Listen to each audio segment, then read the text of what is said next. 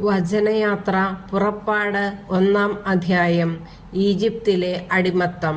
യാക്കോബിനോട് കൂടെ കുടുംബസമേതം ഈജിപ്തിൽ വന്നു ചേർന്ന ഇസ്രായേൽ മക്കൾ ഇവരാണ്: Reuben, Simeon, Levi, Judah, Issachar, Zebulun, Benjamin, Dan, Naphtali, Gad, Asher.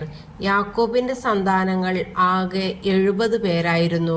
Joseph നേരത്തെ തന്നെ ഈജിപ്തിൽ എത്തിയിരുന്നു. ജോസഫും സഹോദരന്മാരും ആ തലമുറ മുഴുവനും മരിച്ചു. എന്നാൽ ഇസ്രായേലിന്റെ സന്താന പരമ്പര വർദ്ധിച്ച് വളരെയധികം ശക്തി പ്രാപിക്കുകയും രാജ്യം മുഴുവൻ വ്യാപിക്കുകയും ചെയ്തു.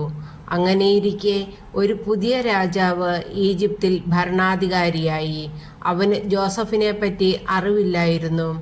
അവൻ തൻ്റെ ജനത്തോട് പറഞ്ഞു: നോക്കുവിൻ, ഇസ്രായേൽ ജനത്തിൻ്റെ എണ്ണവും ശക്തിയും നമ്മുടേതിനേക്കാൾ അധികമായി വരുന്നു.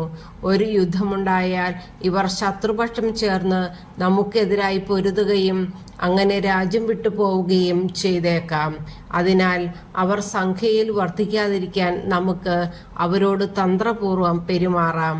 അനന്തരം അവരെ കഠിനാധ്വാനം കൊണ്ട് ഞെരുക്കാൻ ക്രൂരന്മാരായ മേൽനോട്ടക്കാരെ നിയമിച്ചു.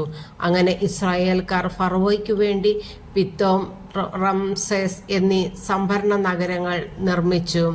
എന്നാൽ പീഡിപ്പിക്കുന്തോറും അവർ വർദ്ധിക്കുകയും വ്യാപിക്കുകയും ചെയ്തുകൊണ്ടിരുന്നു.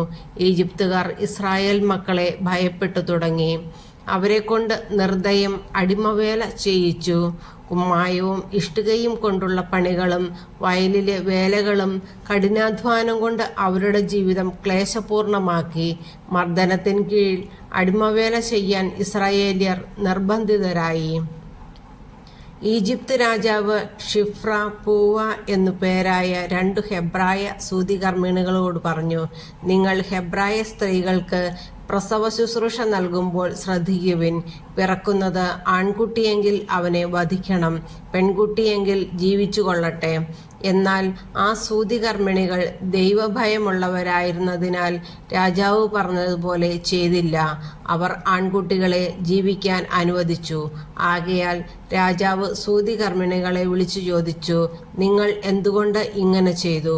ആൺകുട്ടികളെ കൊല്ലാതെ വിട്ടതെന്തുകൊണ്ട്? സൂതികർമ്മിണികൾ ഫറവോയോട് പറഞ്ഞു: ഹെബ്രായ സ്ത്രീകൾ ഈജിപ്തുകാരികളെ പോലെയല്ല. അവർ പ്രസരിപ്പുള്ളവരാകയാൽ സൂതികർമ്മിണി ചെന്നെത്തും മുൻപേ പ്രസവിച്ചു കഴിയും. ദൈവം സൂതികർമ്മിണികളോട് കൃപ കാണിച്ചു. ജനം വർദ്ധിച്ചു പ്രബലരായി തീർന്നു. സൂതികർമ്മിണികൾ ദൈവഭയമുള്ളവരായിരുന്നതുകൊണ്ട് അവിടുന്ന് അവർക്ക് സന്താന പരമ്പരകളെ പ്രദാനം ചെയ്തു. അപ്പോൾ ഫറവോ പ്രജകളോട് കൽപ്പിച്ചു: ഹെബ്രായർക്ക് ജനിക്കുന്ന ആൺകുട്ടികളെയെല്ലാം നൈൽ നദിയിൽ എറിഞ്ഞുകളയുവിൻ, പെൺകുട്ടികൾ ജീവിച്ചു കൊള്ളട്ടെ.